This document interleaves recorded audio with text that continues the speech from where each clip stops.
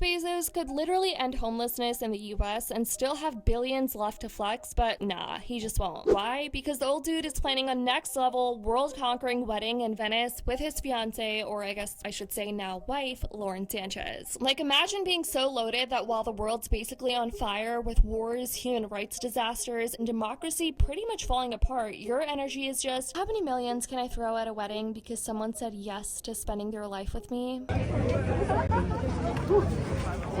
Oligarchy and free Palestine.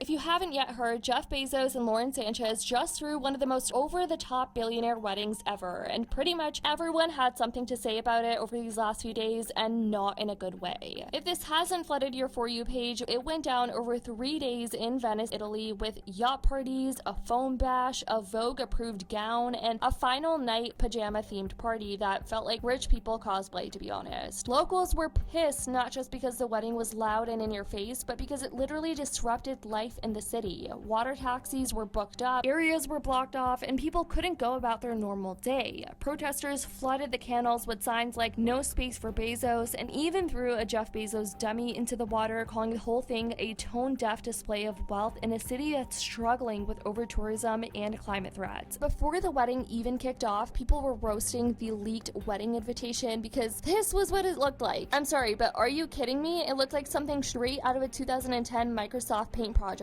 or something you could make off of a free Canva template or something. Like, be so for real. Of all the things you could have done, you could have hired a graphic designer for this special day, but this is what you came up with? And Lauren was also getting clowned for her outfit as if she was Barbie that got glammed in Zero Gravity. $35 million wedding. And I hate the dress. This is the definition of money can't buy you class, because unlimited budget, and she chose that? I'm not trying to yuck somebody's yum, especially not on their wedding day, but I am shooketh by this.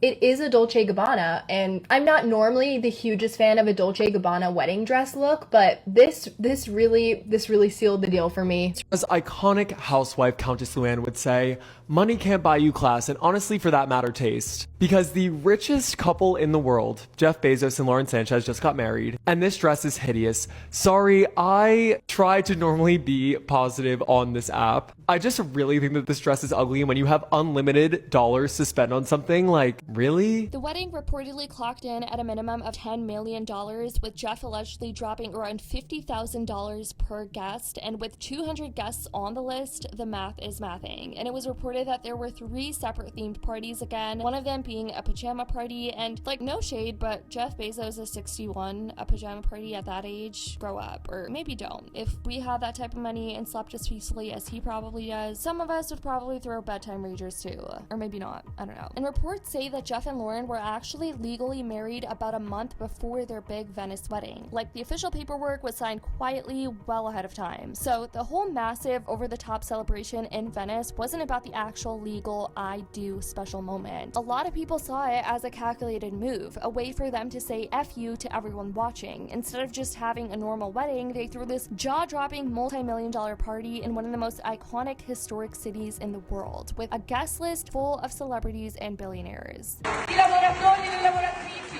che sfrutta i territori a una persona che pensa che anche lo spazio ormai sia suo, noi non ci siamo, a una persona che va a braccetto con Trump, noi non ci siamo, a una persona che verrà qua con 5 yacht. If you're wondering which celebs are willingly flopping by association, the guest list is stacked and not in a good way. We're talking A-listers and a bunch of out-of-touch billionaires. Sydney Sweeney showed up, so did Gayle King, Oprah, plus basically the entire Kardashian crew minus Kourtney, but yes to Kris, Orlando Bloom, Tom Brady, Ivanka Trump, all made appearances at this hyper-indulgent circus, and of course, the business bros rolled through too. Bill Gates, Brian Grazer, who's been clinging to Hollywood power for decades now. In response to the criticism, the couple tried to spin the wedding as a celebration of love and Venetian culture, and their team said that the majority of wedding planning was done with local vendors, and that they had made a donation to the city's cultural fund, which I believe was a couple $1,000,000, as if that makes it any better. Like, the man's net worth is damn near $250 billion, okay? Billion!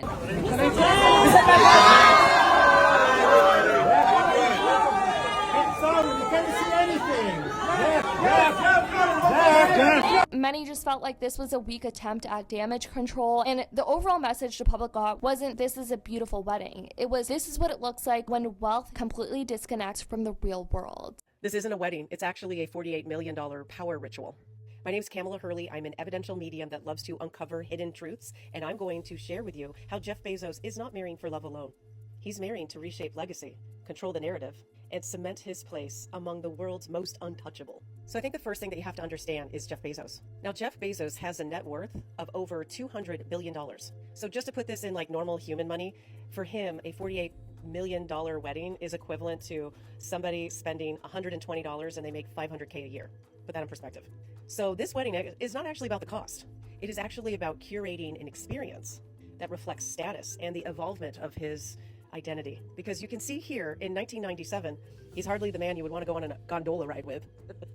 But he was always so ambitious that he would work at any cost. I mean, this is the office that has made so much of the hustle and grind culture so prominent. This is Jeff Bezos in 1999 being interviewed by 60 Minutes because nobody thought the internet would be a thing. In fact, he had a reputation for being so frugal that he wouldn't buy desks for himself or for the employees and insisted that everybody go to Home Depot and build their own desk, where he proudly still uses a desk store even in 2024. I mean, this is a real sign that this wedding is about power and status and not about just lavishly spending. Because a wedding of this scale is meant to be about identity. It is actually a brand, and it is working to influence people. More specifically, he's working to impact the legacy of influence with all of the elite circles around the world. Same as his yacht, if we were to bring that up as well. In fact, all of his purchases that are big and showy and flashy are really a power flex. It used to be that wearing a button-up shirt And it's begged the question of whether Jeff Bezos actually paid or offered incentives to big-name celebrities to attend. Some theorize it's all about exposure, that when you're hanging with a whole clique of billionaires naturally brings a ton of spotlight, so why would these A-list celebrities reject this offer? I saw one comment that said if he could buy Venice, paying Kim K is just pocket change. And of course, remember, 240 billion. We can't even fathom that number. Just looking at the photos I've seen so far, a majority of them don't actually do anything or make anything. Them being there to be seen is basically their jobs already. No, they wanted a ton of A-listers there to make it seem like they're important and have friends versus lots of people who are chasing clout. Some of the smaller names, I assume, got in due to their agents pulling strings for an invite so their client can get some clout via osmosis like a parasite. Then I'm sure there were a handful of actual friends. I wouldn't say he paid them directly, but their friendships in general are most likely bought in a lot of cases.